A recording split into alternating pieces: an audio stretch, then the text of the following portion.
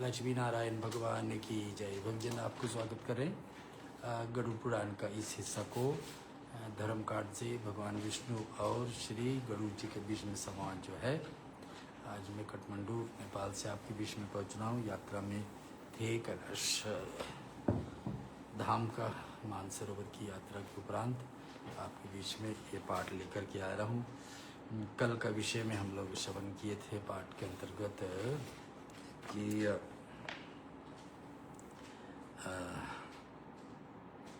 दान दी गई गाय मनुष्य को त्रिविध पापों से निर्मुक्त करता है।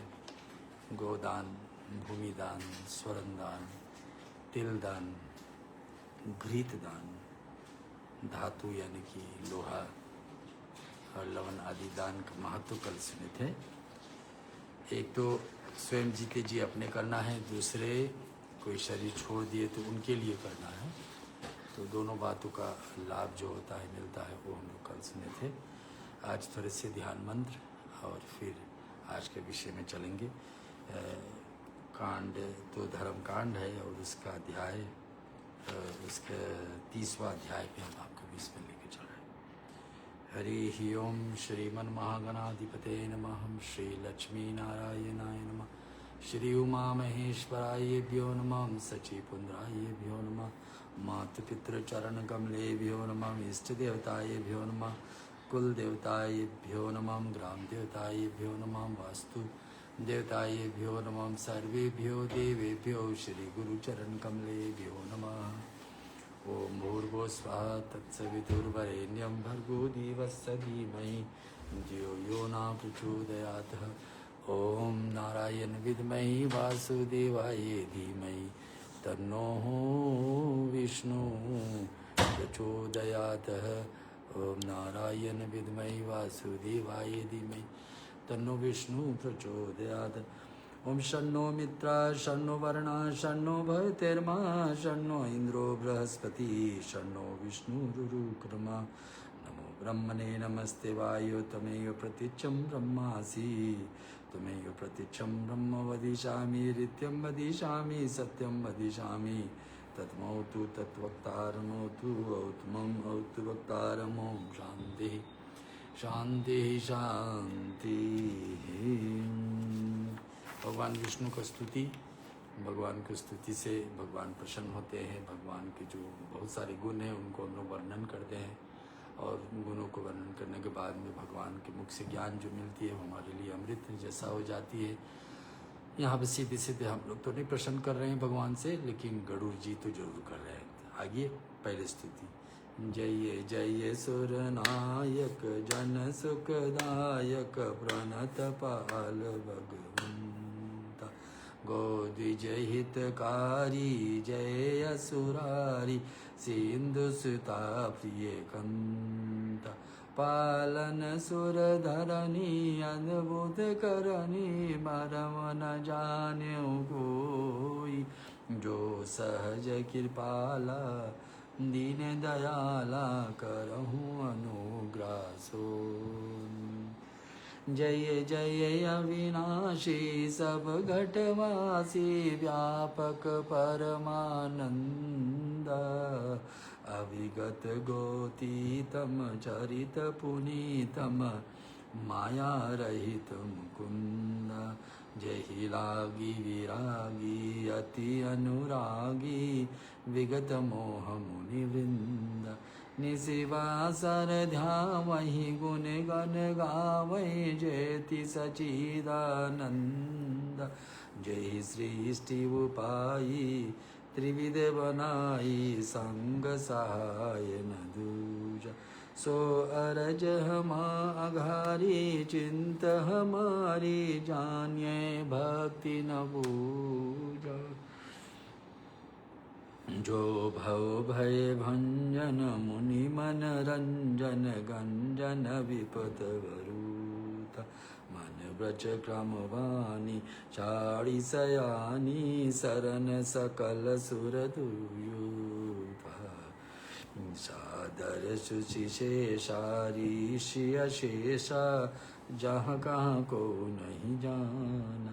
जय दीन प्यारे वेद पुकारे द्रवौ स श्री भगवान भववारिद मंदिर सब विधि सुंदर गुण मंदिर सुख पुंज मुनि सिद्धि सकल सुर परम भयातुर नमत नाथ पद कुंज जानि सभय सुर भूमि सुनी बचन समेत सने गगन गिरा गंभीर भई हरनि शोक संदेह लक्ष्मी नारायण भगवान की जय। भक्तजन, भगवान गरुड़ विष्णु जी की सवारी है और उनका मन में कई बार ऐसा बात आई कि क्यों ना समाज के भलाई के लिए, हिंदुओं के लिए, सनातनियों के लिए, मनुष्य जात के लिए कुछ जो जानकारी थोड़ा मुश्किल से मिलती है, जानकारी यहाँ वहाँ ढूंढना पड़ता है, ज्ञान वो एक सम्मिलित रूप में कहीं पर मिल जाए, गरुड़ पुराण वो माध्यम बन जाए। तो गरुड़ जी का ये इच्छा थी भगवान से प्रश्न करने का। तो आगे लिखा है किसी में लोहा का दान। अब एक एक वस्तु दान का लाभ बता रहे, एक से बढ़ से के दूसरा दान है। कहीं लिखा जाता गौदान बड़ा, कहीं लिखा जाता भूमि दान बड़ा, कहीं लवन का महत्व दिया जाता, कहीं लोहे का। यहाँ लोहा के विषय में क्या सुन लेते। लोहा का दान करने वाला दाता महाभयानक आकृति वाली यमराज का निकट ना हो, ना तो जाता है ना तो नरकीय लोक को भी प्राप्त है। जीवन में लोहा का दान। अब लोहे, अब देखोगे सीधे सीधे लोहे देना तो उचित नहीं, तो लोहे के बना हुआ वस्तु को, जैसे पात्र, 5 पात्र होता है बर्तन ना, अब उसमें हंडी आ गई, थाली आ गई, लोटे हो गई, लोटा हो गई, लोटा हो गई, चम्मच हो गई ना, पार्थ हो गई, जो भी है ऐसे 5 वस्तु मिल जाए लोहा का, अथवा लोहा का कुछ बना हुआ सामान दान करना, तो ये सब लाभ को बता रहे सब। पापियों को भयभीत करने के लिए यमराज का हाथों में कुठार, मुसल, दंड, खड़क और छुरी का ही रहती है। इसलिए प्राणी को चाहिए कि वह ब्राह्मण को लोह दान करे। यह दान यमराज के आयुधों को संतुष्टि दान है। माने दान आप यहाँ देंगे, लेकिन उनका भले ही आपको चल करके भविष्य में यम यात्रा में मिलेंगे। ये गरुड़ जी को भगवान बता रहे हैं, गरुड़ जी को भगवान बता रहे हैं गरुड़ पुराण के आधार पर धर्मकांड में। आगे लिखा हुआ श्याम योम शबल वर्ण के पंड वर षंड तथा मर्क और कूलर का सदस्य मासल, हाथ में छुरी धारण करने वाले काले चित कबरे यमदूत लोहा दान से प्रसन्न हो जाते हैं। क्योंकि यमदूत ऐसा आता है, भयंकर रूप में आते हैं, जिसके देख करके ही डर लगेगा। ये पापी लोग के लिए आएंगे, घबराइए मत, लेकिन आएंगे तो जब आएंगे हम लोग को बात करके ले जाते हैं तो ऐसा भयंकर रूप में रहेंगे ताकि उस समय एहसास हो दुख का, ऐसा समझाते। भूमि पर स्थित प्राणी को मृत्यु हो जाने पर उसकी क्या गति होती है। सुनो, अति वाहिक शरीर वाला प्रेत वर्ष समाप्त होने के पश्चात पुनः पुण्य का लाभ प्राप्त होता है। इस संसार में 3 अग्नि, 3 लोक, 3 वेद, 3 देवता, 3 काल, 3 साधियाँ, 3 वर्ण तथा 3 शक्तियाँ मानी जाती है। तो 3 मात्रा का यहाँ महत्व दिया जाता है। उसको सुनो, मनुष्य के शरीर से पैर से ऊपर कटी प्रांत का ब्रह्मा निवास होते हैं। नाभि से लेकर ग्रीवा भगत भाग तले का हरि का निवास होता है। नाभि शुरू पर लिखा मनुष्य के शरीर के पैर से ऊपर ना, तो कमर से ऊपर हाँ माना जाता है कि कटी प्रांतिक ब्रह्मा निवास करते हैं। नाभि लेकर के ग्रीवा तक हरि का निवास, और उसके ऊपर मुख लेकर के मस्तक व्यक्ति तथा अव्यक्त स्वरूप महादेव का शिव जी का निवास है। ऐसे हर एक मनुष्य के शरीर का बंटवारा हुआ है भगवान ब्रह्मा, भगवान शिव और भगवान विष्णु के। इस प्रकार ब्रह्मा, विष्णु और महेश, इनका शरीर में 3 भागों में अवस्थान रहता है। 3 भाग। मैं ही जरायुज, अंडज, स्वदज और उद्वज शरीर को प्राण रूप से सिद्ध मानता हूँ। भगवान विष्णु बता रहे, एक व्यक्ति जन्म लेता है, मनुष्य हो, गाय, कीड़े मकोड़े हो, बछड़े हो, और जो भी जंतु में है 4 रूप से हम लोग जन्म लेते हैं, जरायुज से, अंडा से, अंडज, स्वदज से और उद्भिद से, शरीर यानी कि शरीर के वीर से और माता जी का रक्त से, तो फिर संतान मनुष्य होते हैं। तो धर्म अधर्म, सुख दुख तथा कृत अकृत में बुद्धि को मैं ही प्रेरित करता हूँ। मैं ही स्वयं प्राणी को बुद्धि में बैठ करके पूर्व कर्म के अनुसार उसका फल प्रदान करता हूँ। देखो भगवान सीधे सीधे यहाँ बता रहे, भगवान जो हम लोग को दे रहे हैं इसमें पक्षपाती का बात है नहीं, पूर्व कर्म के हिसाब से भगवान फल दे रहे। क्या दे रहे? हम लोग को फल मिल रहा, भलाई हो रहा, अच्छा हानि हो रहा। कैसे मिल रहा है? खाली हानि हो रहा। मैं ही स्वयं प्राणी की बुद्धि में बैठकर पूर्व कर्म के अनुसार उसका फल दे रहा हूँ।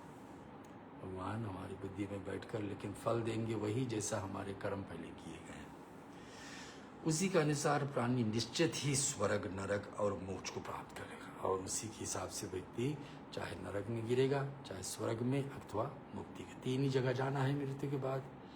चाहे नरक में गिर जाए बुरे कर्मों के कारण और पापों के कारण से फिर जन्म लेना पड़े, बार बार हो, फिर तो स्वर्ग में जाए देवताओं के साथ निवास, अथवा फिर मोक्ष।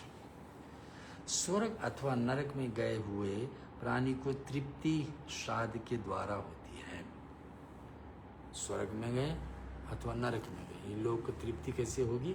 श्राद्ध, पिंडदान आदि से। इसलिए विद्वान व्यक्ति को 3 प्रकार के श्राद्ध करना चाहिए। मत्स्य, क्रूरम, वराह, नरसिंह, वामन, परशुराम, श्री राम, कृष्ण, बुद्ध अथवा कलिक, ये 10 नाम सदैव मनुष्यों के लिए स्मरण करते रहे। योग है। भगवान विष्णु का वैसे तो 24 अवतार है, लेकिन 10 नाम की विशेष चर्चा यहाँ है। पहला क्या है? मत्स्य अवतार, भगवान कुरुम अवतार एक बार लिए, भगवान कृष्ण आए, भगवान वराह या सुअर का अवतार लिए, भगवान नरसिंह आधा शरीर विष्णु का आधा शेर का रूप धारण करके आए, और वामन रूप में आए, छोटे से बटुक ब्राह्मण बन करके आए। और फिर क्या? परशुराम बड़े क्रोधी क्षत्रिय के रूप में थे। आप ब्राह्मण थे लेकिन क्षत्रियों को वध करने की क्षमता रखते थे। श्री राम तो आपको सब पता है, श्री कृष्ण को पता। बुद्ध अवतार जो भी वर्तमान में चल रही, इसके बाद में कल्कि अवतार आएगी। इस 10 अवतार जो है, 10 नाम सदैव मनुष्यों के लिए स्मरण करने योग्य है। ये 10 भगवान विष्णु के अवतार, इसका स्मरण करने से स्वर्ग में गए हुए प्राणी को सुख का भोग करते हैं, और स्वर्ग से पुनः इस लोक में आने पर सुख और धन धान्य से पूर्ण होकर के दया, दक्षिण से आदि सद्गुणों भरे रहते हैं। ये पुत्र पौत्र से युक्त और धनाढ्य होकर भी वर्ष तक जीते रहते हैं। तो 1 वर्ष तो लगता है आत्मा को यहाँ से भगवान को दान जाए। जो स्वर्ग जा रहा है चाहे नरक जा रहा है, अरे जिसको मुक्ति मिल रही है उसको इस भाग में नहीं लेना है, सीधे सीधे भगवान के धाम। पुत्र पौत्र आदि युग से धनाढ्य होकर भी 100 वर्ष तक जीते हैं। रोगग्रस्त होने पर मनुष्य के लिए दान देना चाहिए, और भगवान विष्णु जी की पूजा करते हैं, कोई करनी या करानी है। और रोगग्रस्त होने पर मनुष्य के लिए दान देना चाहिए। जब व्यक्ति रोग आ जाए, शरीर में बीमारी परेशान करने लगे, तो रोगग्रस्त होने पर मनुष्य के लिए दान देना उचित है। जो दान वस्तु पहले बता गए, जमीन दान, भूमि दान हुआ, गोदान हुआ, घृत दान हुआ, लवन हुआ, लोहे के समान हुआ, स्वर्ण दान हुआ, ये सब, काले तिल का दान, ये सब क्या करता? रोगों को दूर कराता। दूसरा क्या करता? मनुष्य के लिए दान देना, भगवान विष्णु की पूजा भी करना चाहिए। उस समय उस अष्टाक्षर अथवा 12 अक्षर महामंत्र को जप करना चाहिए। ओम नमो भगवते वासुदेवाय। श्वेत पुष्प से घी में पकाए गए नैवेद्य से गंध धूप से भगवान विष्णु जी की पूजा करनी चाहिए। और श्वेत पुष्प यानी सफ़ेद पुष्प और घी में पके हुए पकवान भगवान विष्णु को अर्पण करें। कब? व्यक्ति के जीवन में जब रोग आ जाए। और स्मृतियों में अभिवर्णित स्तुतियों में भगवान विष्णु की स्तुति का इस प्रकार से करनी चाहिए। विष्णु ही माता, विष्णु ही पिता, विष्णु जी अपने स्वजन को बांधवा। और जहाँ पर मैं विष्णु जी को नहीं देखता हूँ, वहीं निवास करने से मुझे क्या लाभ है। विष्णु जल में है, विष्णु स्थल में है। विष्णु भगवान जल में, जहाँ स्थल में नहीं। विष्णु भगवान पर्वत की चोटी पर है। विष्णु भगवान चारों ओर से मलाल रूप से घिरी हुई ज्वालामाला से व्याप्त स्थान पर अवस्थित है। यह संपूर्ण जगत के विष्णु में है। सारे शंकर बोलते विष्णु रे विष्णु रे विष्णु। तो ऐसा तो विष्णु रे माता पिता विष्णु, विष्णु ते स्वजना बंधवः। यत्र विष्णु न पश्यान्ति तत्र वासेन किम मम। जले विष्णु थले विष्णु, विष्णु में ही पर्वत मस्तके ज्वालामाला कुले विष्णु, सर्व विष्णु में जगत है। ऐसे संकल्प भी बोला जाता है। तो सारे संसार विष्णु में है, जगत है, धरती है, आकाश है, अग्नि है, जल। तो और लिखा क्या है, ब्राह्मण जल पृथ्वी आदि जितने भी पदार्थ है उन्हें अपना ही स्वरूप समझना चाहिए। इसलिए ये खगेश किसी भी स्थान पर मनुष्य पूर्व जन्म निश्चित पाप पुण्य के अनुसार जिस कर्म को करता है उसको फलदाता मैं ही हूँ। भगवान दोबारा बोल रहे इस बात को कि पूर्व जन्म में जो भी हम किए हैं अच्छे और बुरे, इस सब का फल इस जन्म में मिले और देने वाले भगवान विष्णु हैं। मैं ही प्राणी की बुद्धि को धर्म के नियुक्त करता हूँ और मुक्ति में ही देता हूँ। ये प्रार्थ अन्य समय आने पर मनुष्य को हित करने वाले वैतरणी नदी मानी जाती है। अंत समय आने पर मनुष्य हित को, व्यक्ति जीवन में शुभ कर्म नहीं कर पाए, बुरे से बुरे कर्म। चलिए एक बात है शुभ कर्म करना, दूसरे है शुभ नहीं करना, तो कम से कम दूसरे को हानि तो नहीं करना। लेकिन दूसरे से तीसरे में पहुंच गया ना, तो दूसरे को हानि करके ही जीवन चलाना ना। एक है सभी को सुखी रखना, दूसरा है सबको सुख नहीं रख पाए तो कम से कम दूसरे को हानि तो नहीं पहुंचा। तीसरा है दूसरे को दुख देना। तो ये व्यक्ति जो दूसरे को दुख देने वाले, ये क्या लिखा है, मैं तो प्राणी बुद्धि के धर्म से नियुक्त होकर मुक्ति ही देता हूँ। तो अर्थात अंत समय आने पर मनुष्य को हित करने वाला वैतरणी नदी मानी जाती है। अंत में वैतरणी नदी में भी जाना पड़ता है। उसी को जल से अपने पाप से समूह को धोकर प्राणी विष्णु लोक जाता है।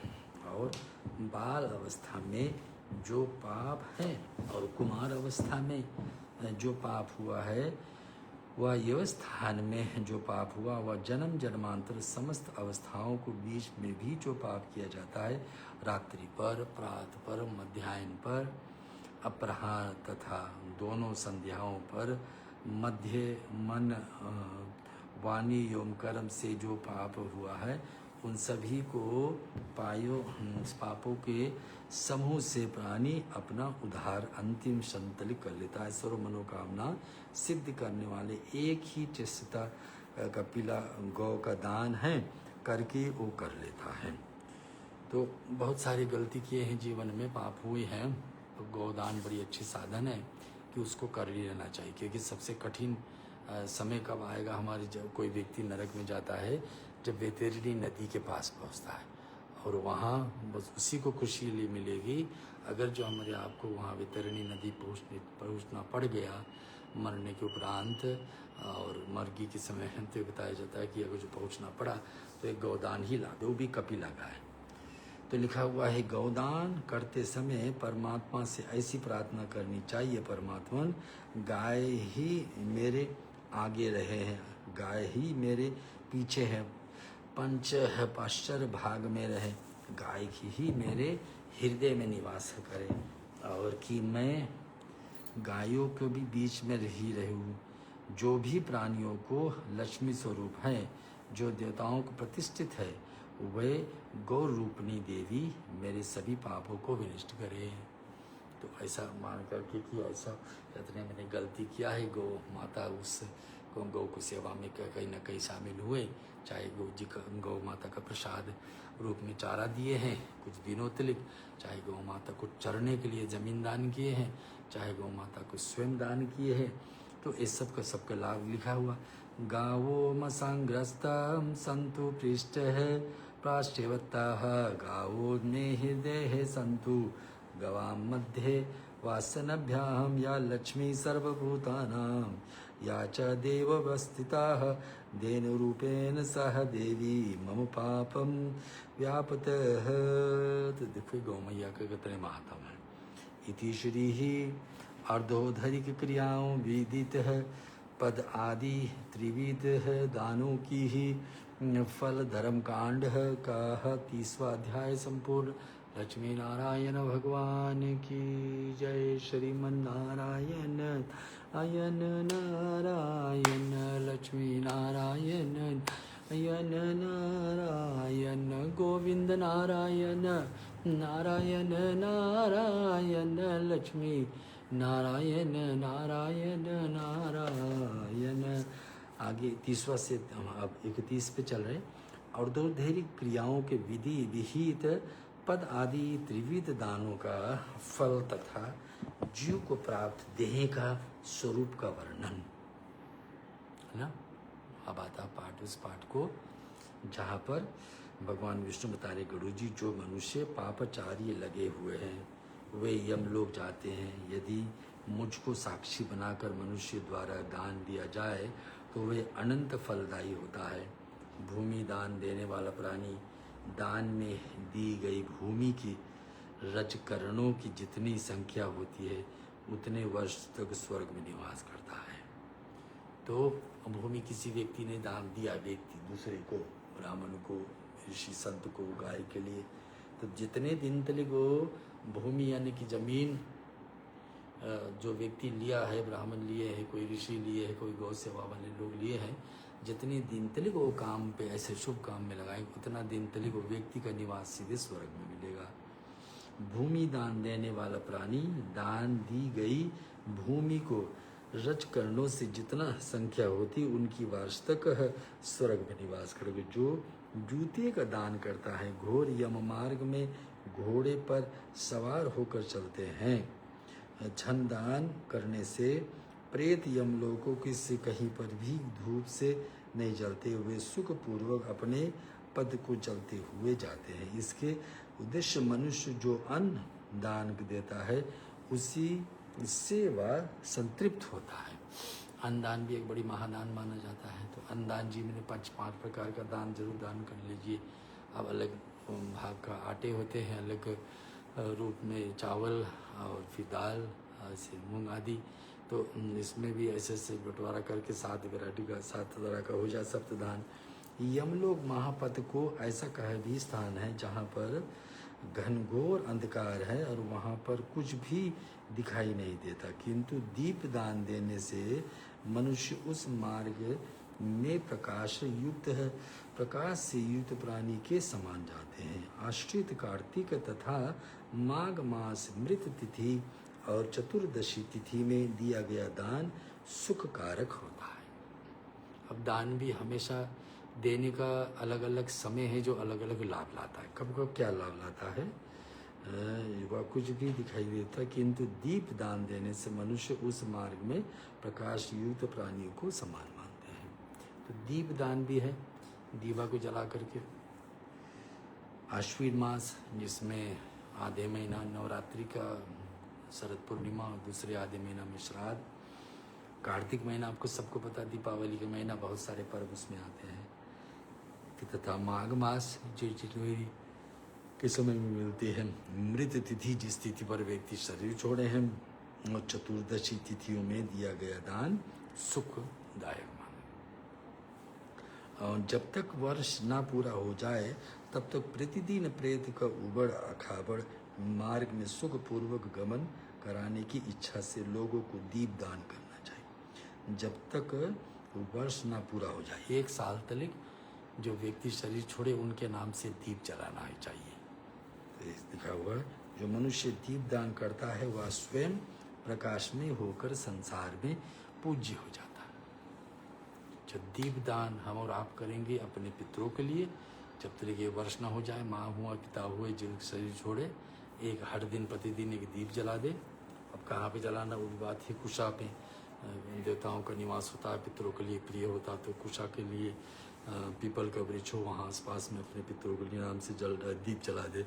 ऐसा करने से जिसके लिए कर रहे हैं उनको तो लाभ है ही, लेकिन स्वयं आत्मा जो व्यक्ति जला रहा है उनको भी जीवन में प्रकाश और शुद्ध आत्मा अपने कुल को भी घोषित कर होता है और प्रकाश रूप में प्राप्त हो जाता है।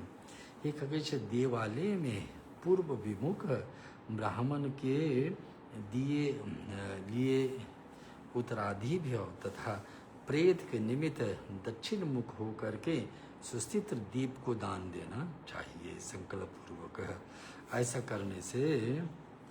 करना चाहिए। इस संसार में जो भी प्रकार का उपभोग से युक्त 13 पद दान मृत व्यक्ति लिए तथा जीवित दशा में अपने लिए करते हैं, वह महान कष्टों से मुक्त होकर के महापद की यात्रा करते हैं।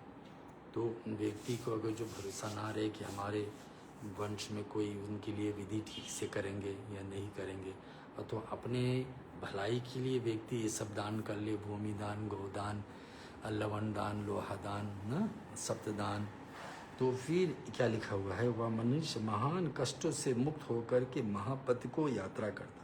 आसन, पात्र और भोजन जो ब्राह्मण देता है उसी के पुण्य से सुख पूर्वक मात खाता पिता हुआ महापद को पार करता है।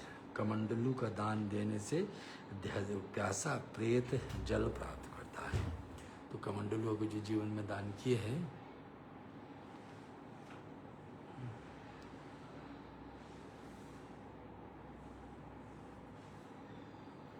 तो कमंडलू अगर जो जीवन में दान किए हैं तो प्यासा प्रेत को जल प्राप्त होता है, तो स्वयं उसको जल मिलेगा। अगर जो दान किए कोई व्यक्ति, प्रेत की उद्धार करने के लिए एकादश को पात्र, वस्त्र, पुष्प तथा अंगूठी का दान देना चाहिए।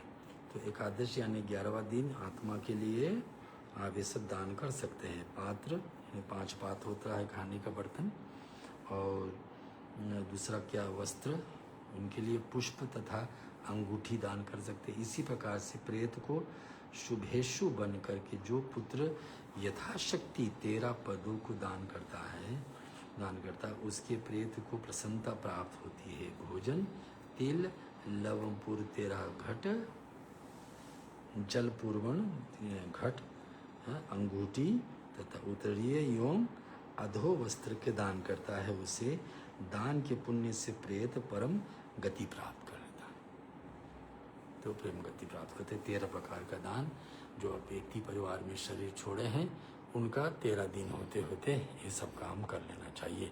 भजन मैं आपको सुना रहा हूँ गरुड़ पुराण। गरुड़ पुराण का हिस्सा है, गरुड़ पुराण का हिस्सा है कहाँ का, धर्म कांड का, जिसमें ही लिखा हुआ है ये सारे ज्ञान के बाद कि व्यक्ति शरीर छोड़ता है तो उसको क्या दशा होती है, क्या मार्ग पे चलते हैं। थोड़ी देरी और हमारे साथ जुड़े रहिए, इस पाठ को आगे बढ़ाते हुए आप देखेंगे। लिखा हुआ प्राणी को यथाशक्ति गौ, भूमि, तिल तथा स्वर्ण का दान। जब अब यहाँ यथाशक्ति लिखा है, यथाशक्ति तो सब कुछ होता है समार्थ, अपने समार्थ अनुसार ना, यथाशक्ति अब जितने शक्ति है उसके हिसाब से ही तो दान कर पाओगे ना। तो अब जैसे यहाँ लिखा प्राणी को यथाशक्ति गौदान करना। अब स्वयं अकेले गौदान नहीं कर पा रहे हैं पूरे के पूरे, तो कोई और कर रहा उसमें सहयोग करते हैं, या तो गौ का चारा का प्रबंध करा दीजिए। यथाशक्ति भूमि दान, अब अकेले पूरा भूमि दान करना उचित नहीं होगा खर्चे के हिसाब से, तो कोई और दे रहा है गौचारा के लिए, समाज के लिए कुछ, उसमें जुड़ जाइए, अपना हिस्सा लगा दीजिए।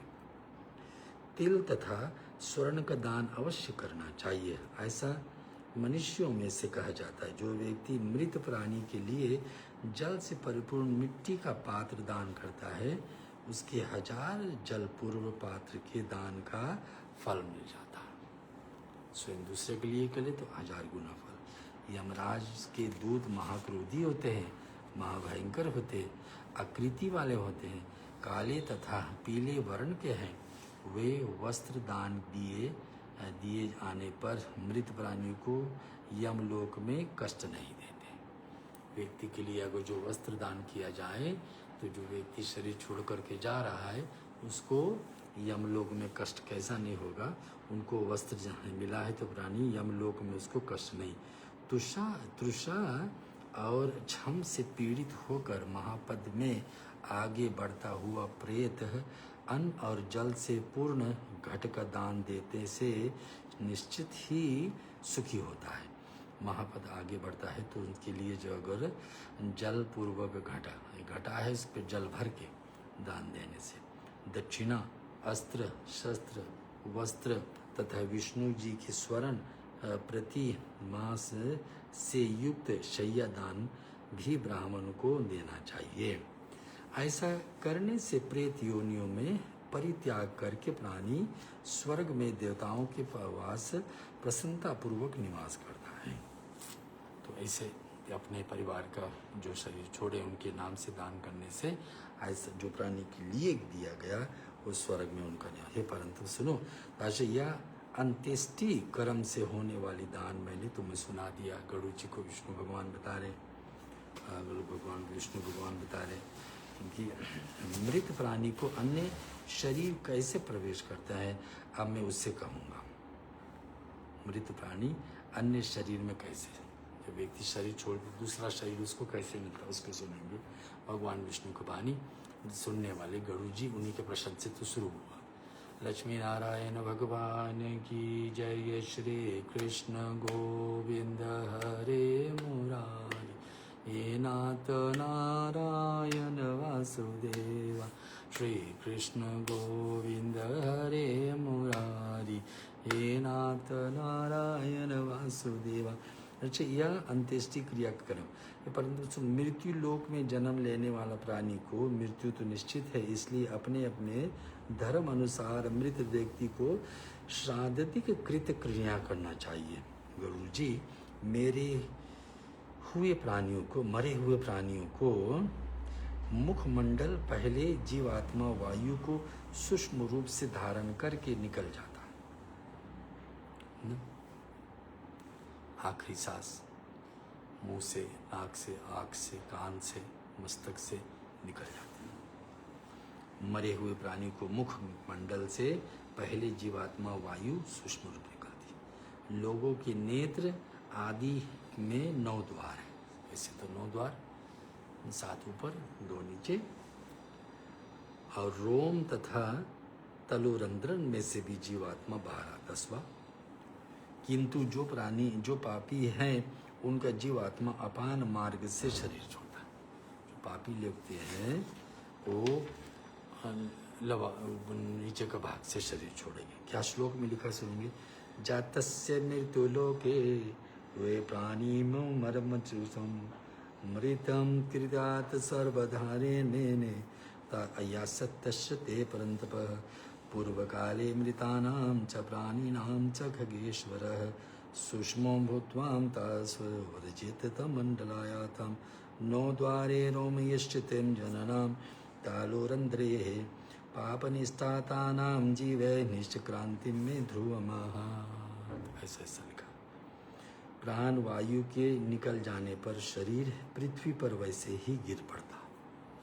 प्राण वायु माने वायु देवता सांस आखिरी सांस लेंगे व्यक्ति तो गिर जाएगा धरती पर। जैसे वायु को थप्पड़े उसे आहत होकर के निराधार वृक्ष भूमि पर गिरा पड़ा रहता है, मृत्यु के बाद शरीर सिद्ध पृथित पृथ्वी में जल तत्व, जल में तेज तज जो शक्ति है, सूर्य में वापस जल अपने जल जगह पर चली जाएगी, आकाश मंडल अपना भाग ले लेगी, सर्व आत्मा शिव को लीन हो जाएगी। आत्मा क्या है? भगवान शिव में जाकर लीन हो जाए। हम सुना रहे हैं आपको गरुड़ पुराण, और ये धर्म कांड का पाठ है। थोड़े ही छनौरा मेरे पास है, इसका भाग का पूरा करने में आप सूर्य देर के लिए और हमारे साथ जुड़ी रहिए। काम, क्रोध तथा पंच इंद्रियां समूह शरीर के चोर से समान सिद्ध रहता है। देह में काम, क्रोध तथा अहंकार रहित मन भी रहता है, वही सबका नायक है। पुण्य पाप से संयुक्त होकर काल उसका संहारक बन जाता है। संसार में भोग के लिए योग शरीर का निर्माण अपने कर्म के अनुसार होता। मनुष्य अपने सत्कर्म और दुष्ट कर्म से दूसरों शरीर में प्रविष्ट होता है। जिस प्रकार से पुराने घर को जल जाने पर गृही के नए घर में जाकर शरण लेना पड़ता है, उसी प्रकार से जीव भी विषयों को 7 पंच इंद्रियां युक्त 9 द्वार के एक शरीर में छोड़ करके दूसरे शरीर में, तो एक शरीर से निकले आत्मा दूसरा जगह जाना है, लेकिन बीच में इस शरीर से किया हुआ कर्म निर्धारित करता है कौन सा दूसरा शरीर मिलेगा। शरीर में विद्यमान धातुएं माता पिता ही प्राप्त होते, इनमें से निमित्त ये शरीर षट कौशिक कहलाता है। ये गरुड़ जी, शरीर में सभी प्रकार के वायु रहते हैं, मूत्र भी, पुरुष भी, तथा उन्होंने योग से उत्पन्न अननायाय औषधियाँ हैं, अस्थियाँ हैं, हड्डियाँ हैं, शुक्र है तथा स्नान आयु है, शरीर के साथ ही जल जाते हैं। हे पक्षीराज, सभी प्राणियों को शरीर से विनाश क्रम में यही है कि इसे मैंने कह दिया। सभी व्यक्ति का शरीर ऐसा ही चलता है, भगवान विष्णु का वाणी। और लिखा हुआ प्राणियों को शरीर कैसा होता है उसका अब मैं फिर से बताता हूँ। कुछ बातें भगवान बता चुके हैं, लेकिन दोबारा दोहराया है गरुड़ जी का प्रश्न के हिसाब से। पुरुष का शरीर छोटी बड़ी नसों से बंधा हुआ एक स्तंभ है, जिसको नीचे से पैर रूपी तल की 2 अन्य स्तंभ धारण माना जाता है। पंच इंद्रियां सहित उसके 9 द्वार है। सांसारिक विषयों को युक्त हुए काम क्रोध से बेचैन जीव इसी शरीर में रहता है। राग द्वेष व्याप से यह शरीर तृष्णा दुस्तर दुर्ग हो जाती। नाना प्रकार के लोभों से भरे हुए जीव का यह शरीर पुर है। यही स्थिति सभी शरीर को है। इसी शरीर में सभी देवता और 14 लोग स्थित है। जो लोग अपने को नहीं पहचानते हैं वे पशु के समान हैं। तो शरीर में 14 हिस्सा, जैसे 14 लोग हैं, धरती के ऊपर 7, धरती से नीचे 7, वैसे ही अपने शरीर में भी 14 लोग हैं। नाना प्रकार के लोभों से भरे हुए जीव का यह शरीर पूर्व है। ये स्थिति तभी सभी शरीरों का है, ये सही सभी का। और इसी शरीर में सभी देवता और 14 लोग भी स्थित हैं। सारे देवताओं भी हमारे शरीर में निवास होते हैं जगह जगह पर। अभी हमने सुने ब्रह्मा विष्णु महेश का कैसे निवास है। और देवता भी रहते हैं, क्योंकि देवताओं के द्वारा तो अग्नि है, शरीर में गर्म है। देवताओं वायु के रूप में हम लोग को सांस लेने की शक्ति, देवताओं अपना धरती के रूप में हमारे सब शरीर का, जैसे हड्डियाँ हैं, रोहा है आदि। जल का तत्व है, अभी देवी है। तो गरुड़ जी इस प्रकार से ऊपर बताई गई प्राक्रियों के निमित्त शरीर का वर्णन मैंने किया। सृष्टि के 84 लाख योनियों में से बताए गए हैं, जो उद्विज, स्वदिज, अंडज और जरायुज इन चारों मुख्य भागों से विमुक्त है। तो 4 से प्रकार से एक जीव पैदा होता है, चाहे अंडे से, चाहे स्वदिज से जरायुज से और चाहे उद्विज से। यह अध्याय 31वां पूरा हो रहा है। इति श्री गरुड़ पुराणे भाषा टीकायाम धर्म कांड 31वां अध्याय संपूर्ण। बोलिए लक्ष्मी नारायण भगवान की जय। श्रीमन्नारायण नारायण नारायण, लक्ष्मी नारायण नारायण नारायण। अब कल का विषय दूसरा रहेगा, शुक्र शोणित के संयोग से जीव का प्रादुर्भाव, गर्भ से जीवित स्वरूप तथा उसकी बुद्धि का क्रम, शरीर के निर्माण से पंच तत्व से अवदान, 60 कोशिक शरीर, गर्भ से जीव का बाहर निकल आने पर विष्णु माया द्वारा मोहित होना, आतुर व्यक्ति के लिए क्रियामान कर्म तथा उनके फल, और पिंड और ब्रह्मांड की समान स्थिति थी। ये सारे विषय है कल के लिए। क्या क्या सुन लेंगे? शुक्र शोणित संयोग से जीवित का प्रादुर्भाव, जीवन जीना, गर्भ से जीव का स्वरूप तथा उसकी बुद्धि में जो वृद्धि में कैसे बढ़ेता, कैसे जीव जन्म लेता है, फिर कैसे कैसे उसको बुद्धि, शरीर निर्माण, पश्चात तत्वों को अवदान, फिर धीरे धीरे शरीर कैसे बढ़ता है, 5 तत्व कैसे उसमें जुड़ा जाता है, 60 कौशिक शरीर, गर्भ से जीव के बाहर निकल आने पर विष्णु माया द्वारा मोहित हो जाता है। शरीर बाहर निकलता है, भगवान विष्णु को माया परेशान कर ली, विष्णु जब महा परेशान करी तो व्यक्ति फिर उसी में मोहित हो जाता है। आतुर व्यक्ति के लिए क्रियामान कर्म तथा उनके फल पिंड आदि ब्रह्मांड की समान स्थिति थी। तो ये सब विषय कल है, उसमें भगवान बताएंगे कि नहीं, गरुड़ जी पहले पूछेंगे कि भगवान ये उद्विज है, स्वदजित है, अंडज है और जरायुज ना। मनुष्य के शरीर एक पुरुष का वीर से, माता जी का रक्त से, अंडे से भी कहीं कहीं शरीर होती है, उद्विज है, स्वदज है। ये 4 प्रकार के प्राणी किस प्रकार से उत्पन्न होते हैं, ये प्रश्न गरुड़ जी छोड़ रहे हैं हम लोग के लिए कल का। त्वचा, रक्त, मांस, त्वचा यानी छूने की शक्ति, रक्त यानी कि खून, मांस तो मांस है, हड्डियाँ, अभेदा, मज्जा, अस्थियाँ, जीव शरीर में जितने हैं ये सब कहाँ से आ जाते हैं?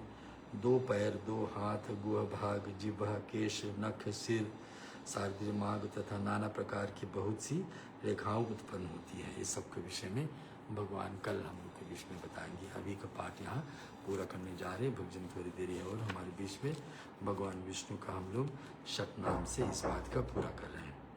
लक्ष्मी नारायण भगवान की जय। श्रीमन नारायण नारायण नारायण, लक्ष्मी नारायण नारायण।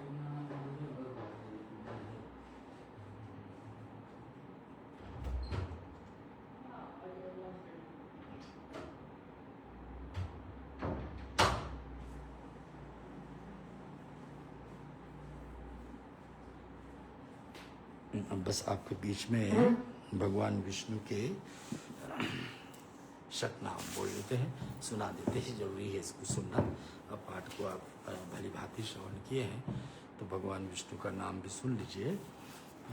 भगवान विष्णु का नाम भी बहुत महात्म है, हर एक देवता का नाम का महत्व है, लेकिन अभी विष्णु भगवान से ज्ञान मिल रहा है तो उनका नाम सुनने से लाभ तो है ही।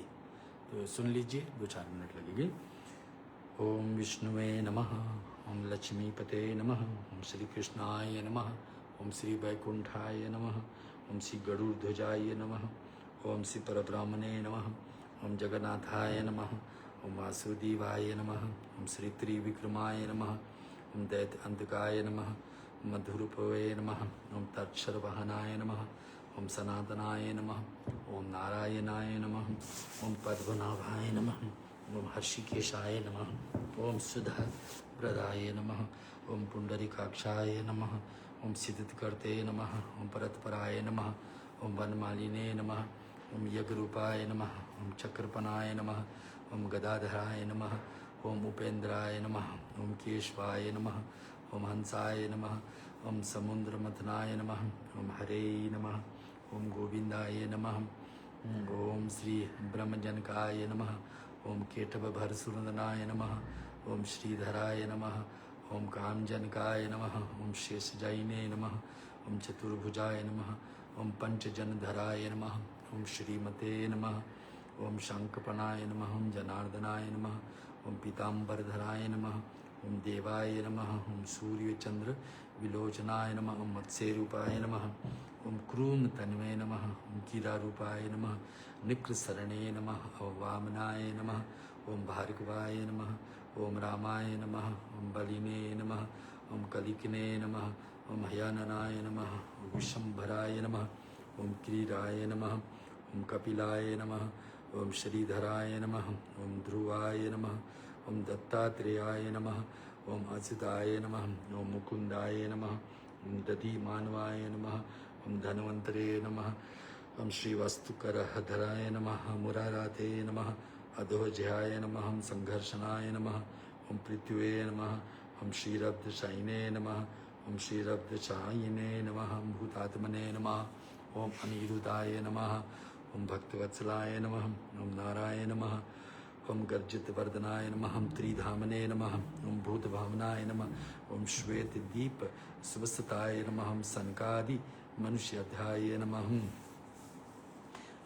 ओम सनकादि मनु ध्येयाय नमः, ओम भगवते नमः, ओम शंकर प्रियाय नमः, ओम धराकांताय नमः, ओम वेदात्मने नमः, ओम भागीरथ जन्म भूमि पद दमनाय नमः। हम सक्कांग प्रभोय नमः।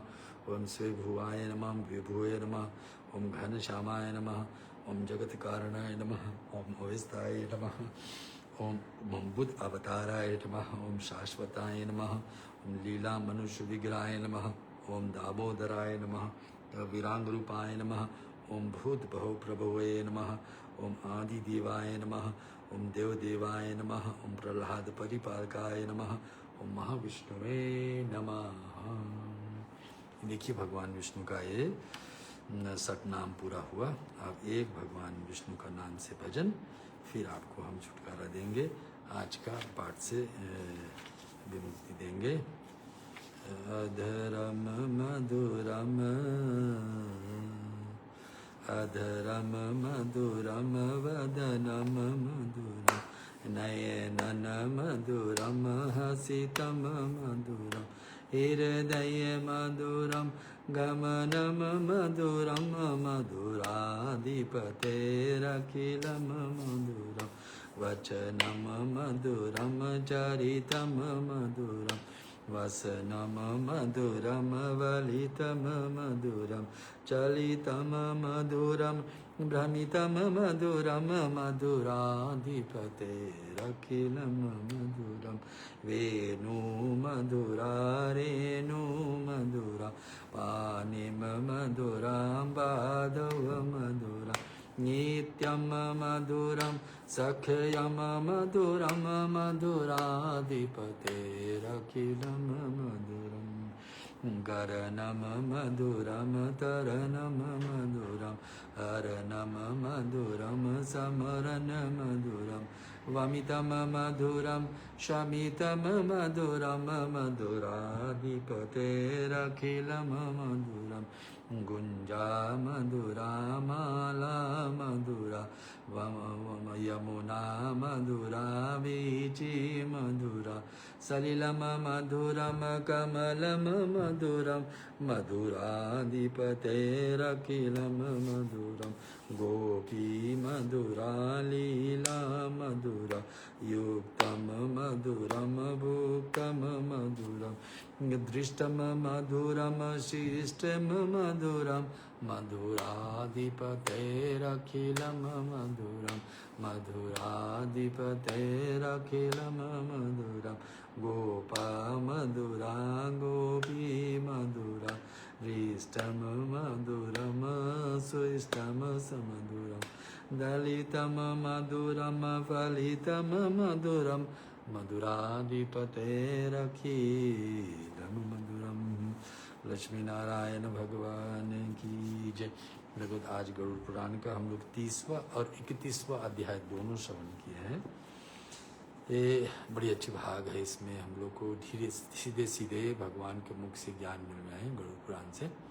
अपने माता जी का शरीर छोड़ने के उपरांत में पाठ को आपके बीच में लाया हूँ। माता जी स्वर्गवासी हुए और आशा रखेंगे आने वाले दिन में भी आप इसको श्रवण करेंगे, कुछ ज्ञान अपने जीवन में उतारेंगे और लोगों को भी बांटेंगे। और ज्ञान ऐसा है जितने हम लोग बांटेंगे, जितना हम लोग एक दूसरे को देंगे, उतने जीवन में और बढ़ती होंगी। ज्ञान कृष्ण गीता में बताते हैं सबसे उत्तम वस्तु है हमारे पास और आपके पास। ज्ञान रहेगा तो व्यक्ति सब काम छोड़ करके अच्छे मार्ग पर चलेगा। ज्ञान नहीं है तो घीचतानी करेगा, क्योंकि ज्ञान है ही नहीं ठीक से, तो उल्टा ही करते जाएगा। हो सकता है उल्टा करे, हो सकता है ठीक भी करे, लेकिन ज्ञान सबसे उत्तम वस्तु एक भगवान के दिया हुआ हम लोग के पास है। और उसको लेकर के हम लोग समझे, ठीक से विधि विधान को पालन करें। आज जुड़ने के लिए सभी को धन्यवाद। पूर्णमदः पूर्णमिदं पूर्णात् पूर्णमुदच्यते पूर्णस्य पूर्णमादाय पूर्णमेवावशिष्यते। शांति।